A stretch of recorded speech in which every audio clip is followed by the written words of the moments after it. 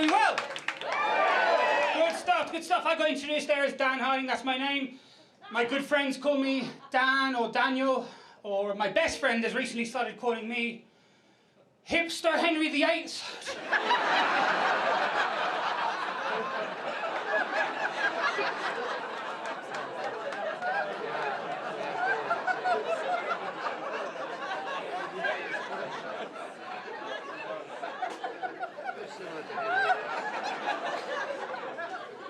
Fuck each and every one of you.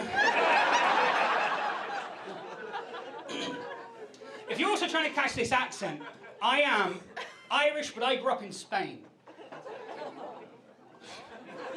So all that means, really, is that if I want to drink in the morning, I can sleep it off in the afternoon. And that's no longer a problem, that's just my culture. It was good. I was 11 years old when I moved to Spain. I say I moved. I was taken. But what I consider a very irresponsible mother. People say to me, Dan, but she exposed you to a great language, a new culture, amazing food. Yes, but she also exposed the ginger to the sun.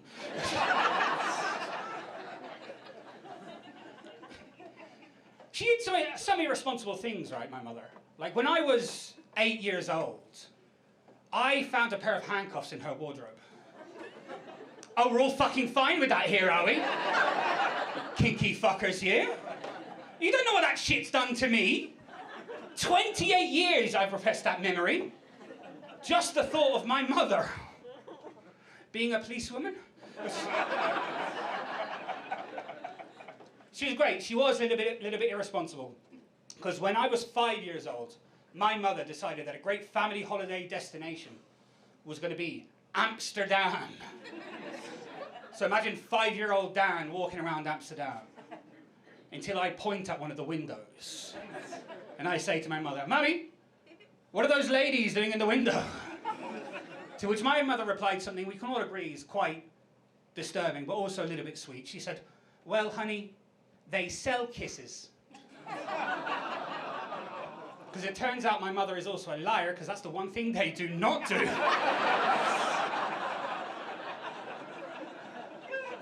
Allegedly. I was 11 years old when I moved to Spain, and it was quite daunting. A new culture, new language, new school, new friends, new everything. But I knew I was going to be okay when I found out, well, the Spanish, they put potatoes in everything. My favourite thing, patatas bravas?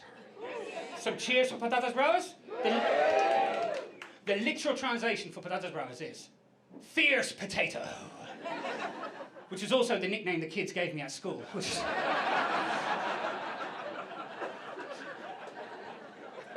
Very mean of them.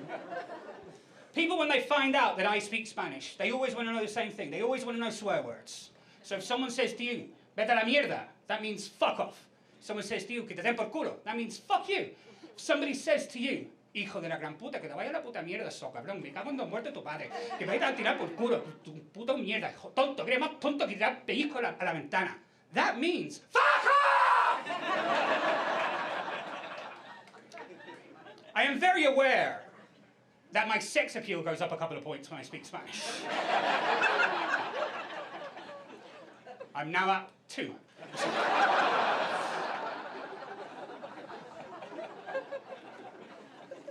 In Spain, I actually lived on an avocado farm. This is Brighton. You know what avocados are here. Which is good, because I was in Portsmouth a couple of weeks ago. I had to explain some shit. Like what vegetables were. The thing about avocados, a lot of people don't know, is that they are not technically vegan. For most farmed avocados, worker bees are brought in and travelled, and so they are not technically vegan. Also, according to the internet, avocados taste like freshly washed penis.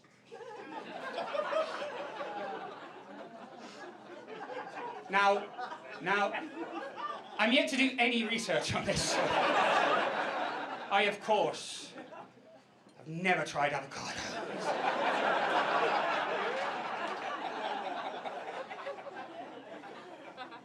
But now I don't have to because there's a vegan alternative out there.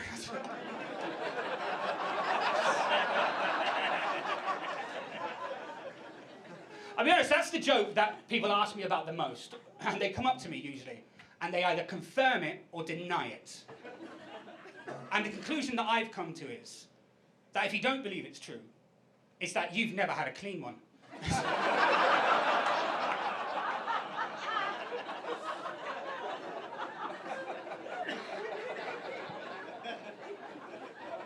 My sister still lives in Spain. She's doing really well out there.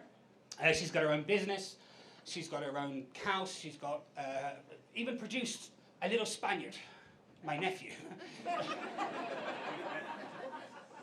They came to visit at Christmas, and he's 5 years old, my nephew. And he speaks, obviously, fluent Spanish, still has quite a lot of broken English, and there's a lot of things he doesn't get, a lot of cultural things that he doesn't understand here. For example, Christmas crackers are not a thing in Spain and in a lot of Europe. Well, let me tell you, they blew his little fucking mind. Loves a Christmas cracker. Absolutely love it. We've done about 15 of them. Dinner's nowhere near being ready yet. So I have to say to him, listen, little man, we're going to have to stop doing the Christmas crackers now. I'm going to go into the kitchen. When I come back, we can do more crackers. But he's 5 years old. He has no concept of time. So 5 minutes later, he comes running into the kitchen saying, Uncle Dan, when can we do more crack?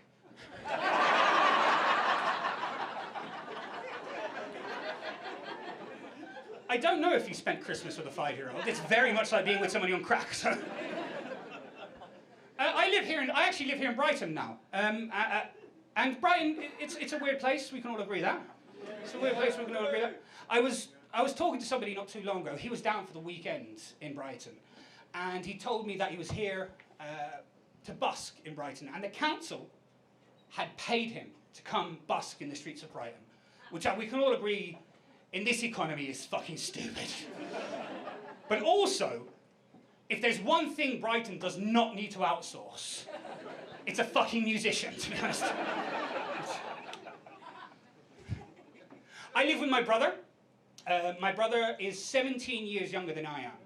I told you earlier how irresponsible my mother was. He also has quite severe to moderate autism. And a lot of people ask me about my brother's autism a lot, and what it means, and how he deals with everyday life and stuff like that. And they often ask me, like, what's his special ability? What's his savantism? And that's not exactly how autism works. But my brother does one thing better than anyone else in this world, and that is fucking with me. He communicates in a very specific way. So, like, he's not completely non-verbal. He's what's called non-verbal level 2, or a gestural communicator, which just means, like, he has a very specific way of communicating. He loves a call and response and pre-prepared phrases. Things like like a panto, or when you go to a birthday party and somebody shouts hip hip and people go hooray. Or, for example, and you'll all know this, I can't say goodbye to him. I always have to say, see you later, alligator. The autistics are in it. It's good to know where they are at all times.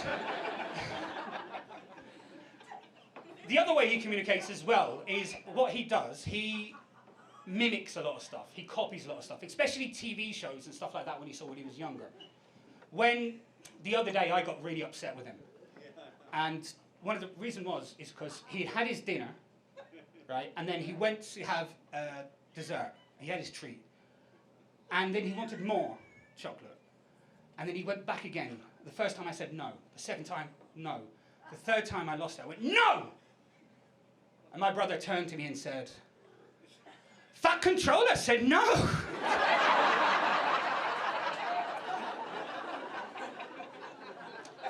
You've lost that argument, by the way. Have the fucking chocolate. There's no coming back from Fat Controller said no. It also can be quite difficult to get into, like, a relationship and to meet somebody when, like, because he's in my life. I'm his carer, I'm his guardian. He's always going to be with me. And I'm not telling you that for sympathy, but I would really like your pity, to be honest. Fuck off. So yeah, so it can be quite hard to meet somebody. And last year, I started talking to somebody, and it was going really well. And we'd been on a few dates and stuff like that. And we decided that it was time maybe she was going to stay over at my place.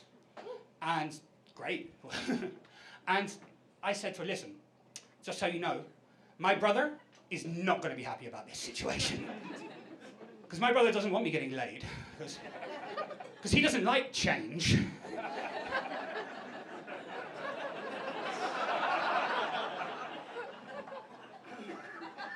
So I explained it to this guy. I said, listen, just so you know, don't take it personally. It's nothing to do with you. It's just a situation. So she said she could take it on board. It was fine. So she stayed over. We had a great night. Comes the morning. We're sat at the breakfast table. My brother walks in, surveys the situation, takes one look at her and says, nope, and walks the fuck back out again. Absolutely devastating. So I say to her, listen, it's nothing to do with you.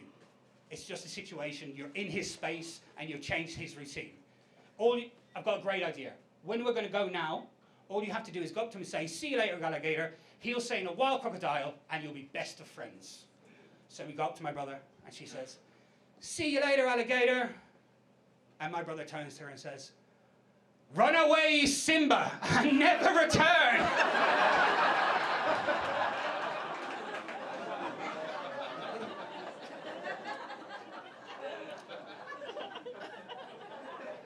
Devastating again. But he is the best wingman in the game. I mentioned the Fat Controller there earlier. My brother fucking loves Thomas the Tank Engine. And it's quite a common thing with people with autism. And one of the reasons, obviously, trains. And the other reason is...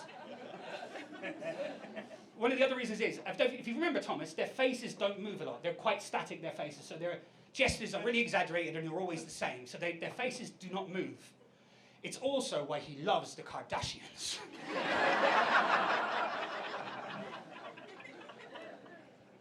He loves Thomas, man. Loves Thomas. He watches Thomas on YouTube all the time. He's watched every episode of Thomas there is. So I've watched every episode of Thomas there is. But when he gets bored, he likes to watch Thomas in different languages. By far the weirdest are German and Japanese. And I think really because, I don't know if you know the German and Japanese, but they're quite inefficient people. They must think Thomas is a fucking horror show. Absolute nightmare. I can't do it justice because, I'll be honest, I'm not going to do the accents for you.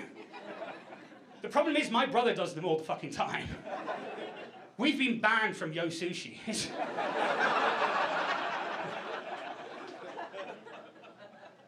We used to, I tell you what, we used to actually have a really loving relationship. Quite a, brotherly love, we loved each other a lot. But about 2 years ago, I taught him how to tell the time. And now we live in a 1950s marriage. Because my brother has his dinner at 7 o'clock. Every day, 7 o'clock. And if it gets to 6:30, and I'm not in the kitchen making his dinner, well, he comes and does a little drive-by wherever I'm at. Gives me a dirty look. And if it gets to 7:15, and I'm not in the kitchen still, he'll come into the sitting room, point at the clock and go, 7 o'clock? And if it gets past 7 o'clock, I'll be honest, I've not let it get that far yet. I'm way too scared to see what happens. One of the great things about him and the way he looks at life is that he does not have to worry about the bigger things in this world. Like, he doesn't have to worry about the economy. He doesn't have to worry about wars. He doesn't have to worry about famine. He doesn't have to worry about these things. He doesn't have a concept of them, and I'm quite envious of that fact. But it does occasionally cause up some awkward situations. Because one of my brother's big interests, one of the things he loves is flags, right? Loves drawing flags. He draws flags and everything. It's one of his big things. And it was his birthday not too long ago. And I said to him, what do you want for your birthday? He said, T-shirt. I said, okay, what T-shirt do you want? He said, flag. I said, what flag do you want? He said, Russia.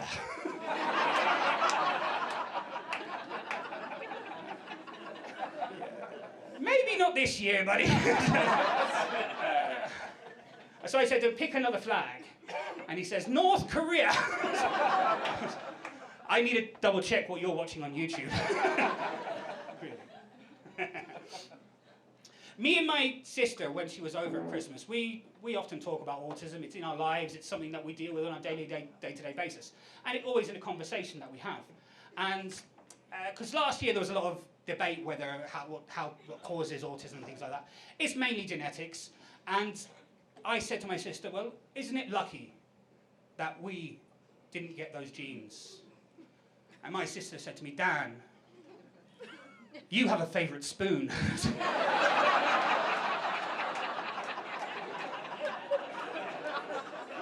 I see some nods, people with favourite spoons. Yes. Well, it turns out if you have a favourite piece of cutlery, it does not mean you're autistic. Because they did a study at Oxford University, Dr. Charles Spence done a study, and they determined that the weight of your cutlery, the quality of your cutlery, will actually make your food taste better. So, if you have a favourite bit of cutlery, it doesn't mean you're autistic. But as my sister pointed out, if you know the study, on the other hand, probably a big sign. Guys, I don't think I've given justice to my spoon. Let me tell you a bit about it. It's got a really long handle, round, perfectly round, really good. It's curved in all the right ways. Excellent head. I am fully aware it does sound like I want to fuck this spoon right now. But that's ridiculous, it's a spoon. We only do oral.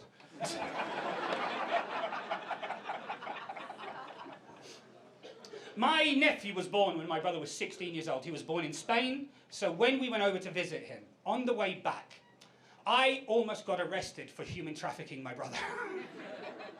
So I went up to passport control, showed him our passports. My brother was born in Spain. He had a slightly different passport at the time, also a slightly different surname. And the guy at this desk said, "Where are you going with this 16-year-old boy?"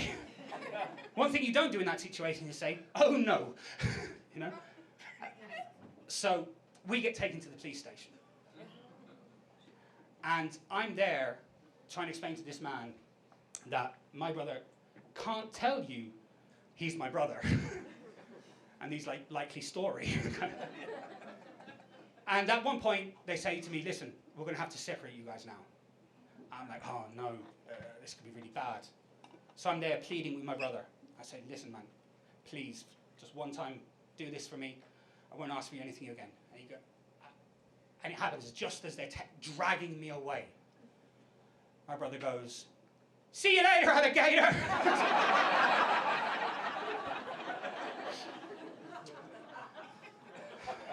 At the beginning of the year, guys, I decided I needed to sort my shit out. So I went back to the gym. So far, I have lost any motivation. But thanks for the introduction there, buddy. I decided I needed to get my shit together because I got out of a relationship last year, and I went back on Tinder for the first time. And that's the exact reaction I had when I went on Tinder. Fuck all. Which is really annoying because I was really good at the other games on my phone. Do you guys remember the old snake game? Yeah. Grinder.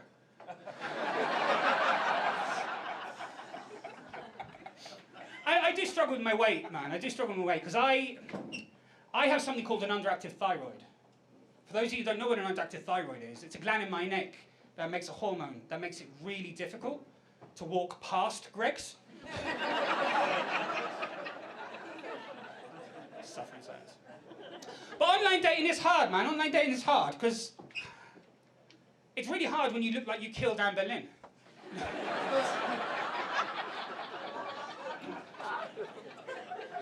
But I got to talking to somebody not too long ago, and it was going quite well. And just talking about the usual stuff, what you do, what you're from, all that kind of thing. And then all of a sudden at 2 o'clock in the morning, I got a message from her saying, "I want to see videos of you eating." Listen, I felt the same way. And it's not my thing, but people are open to what they're into nowadays. I think it's a really positive thing. I just said to her, "Listen, it's not my thing, but I hope you find somebody that is. And then she got quite aggressive with it. She said, no, I want you, and I want to see you eating cakes.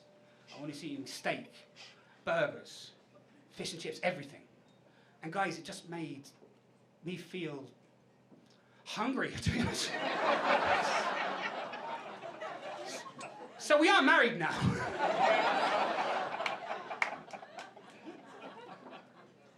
I wasn't going to say this, but if I'm honest, guys, Ryan, we are going through a divorce. I know, because it goes divorce, beheaded, died, divorce, beheaded, died. I've been Dan Harding, thank you very much.